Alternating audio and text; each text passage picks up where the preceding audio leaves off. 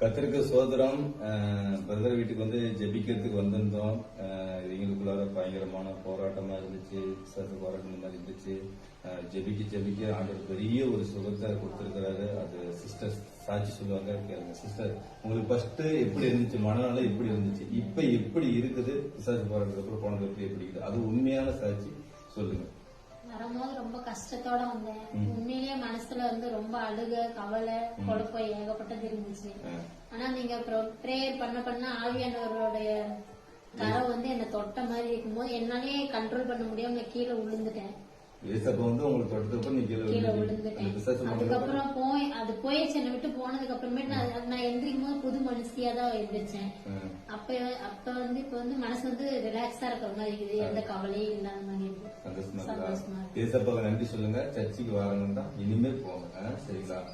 ஆண்டவர் நீங்களுக்கு குடும்பத்துக்கு சுகம் கொடுத்த மாதிரி உங்களுக்கும் சுகம் கொடுப்பார். நீங்க விசுவாசிக்கணும், சரிங்களா? உங்களுடைய பாவங்களை அறிக்கையிடுங்க.